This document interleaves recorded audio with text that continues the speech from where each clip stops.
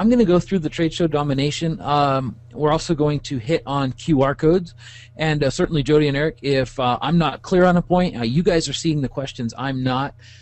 Let me know, and you know, if there's a point that's not clear, or you'd like me to expand, or a comment, just stop me, because what I want to do is make this informal. I want to make it where people can really absorb this, because the power of using cross-channel marketing at trade shows is something that hasn't been perfected yet. I have had success, but we continue to build out our strategies and do more things to make them not only more effective, but the more effective you can be, the more money we can all make, which is really why we're all in business. So what we're going to do as we kind of get into what we cover is we're going to get into my story. I'm going to just tell you my success that started my trade show strategy. And you know, we made a lot of money. I'm just going to go through my story. After I go through my story and explain what we did, I'm going to show you the funnel, why we did it, how we did it. We're going to hit on a lot of things in there. Then we're going to go into some frequently asked questions I'm already getting. And then we're going to go into system improvements. And when I talk about system improvements, it's what can we do better that moving forward to be able to really blow out trade show marketing with cross-channel marketing on a bigger scale, make more money, and have more clients long term. So we'll move over to the next slide, and it's really, I want to hit on my story. So Disket Grill's a client of mine. Many of you know we have, he was a client before the trade show came.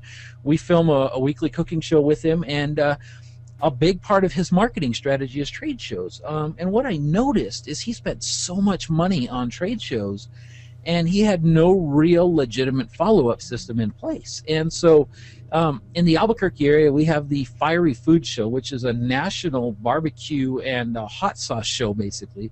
So it's really a great target audience for Disket Grill. This particular year, which was last year, they had 12K that in attendance. Every year they'd go over 10K. So we knew that he was going to be in front of a lot of people.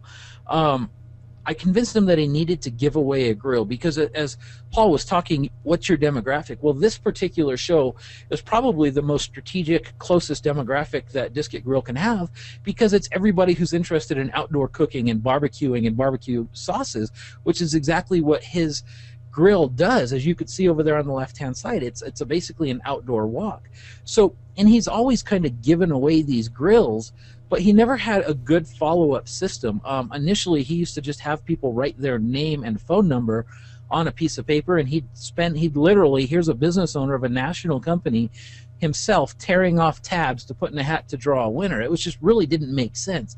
And what this is a point of frustration. We had a business owner trying to do something good out of his marketing, but really having no direction and no strategy.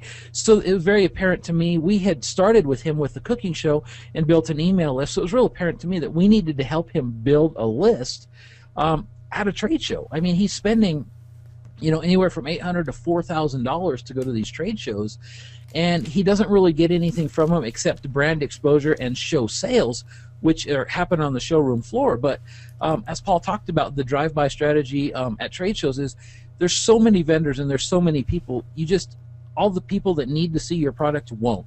And it's trade shows are very competitive in the fact that if you don't have something to grab somebody's attention right away, they're going to go. So you need an attraction. And so instantly it came to my mind that we need to use Instant Customer to build a list from a trade show. And so we put signs at a booth. We'll just click over to the next slide, Eric.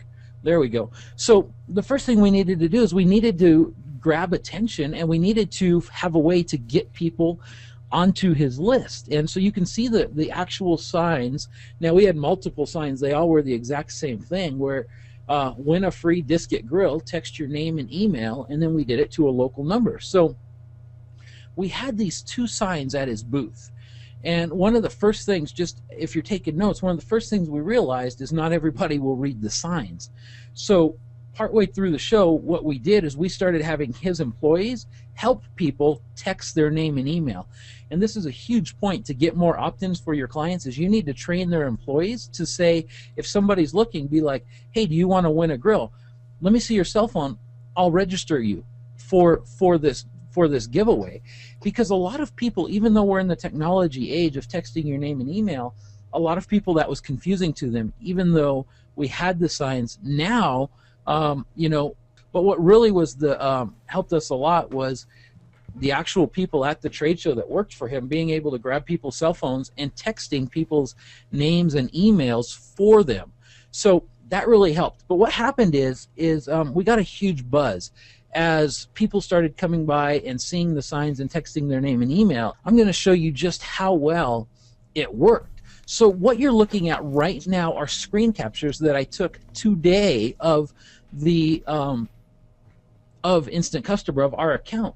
So we got over 1,000 new leads during the show.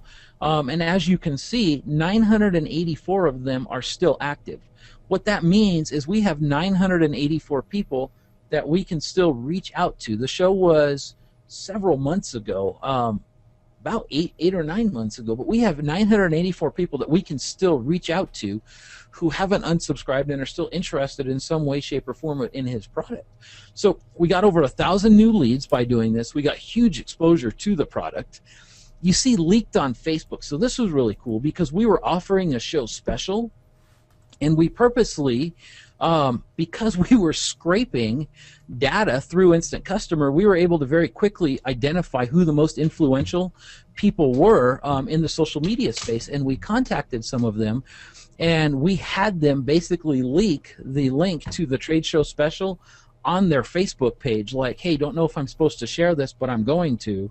And we leaked the trade show special through Facebook, which got us some of those signups.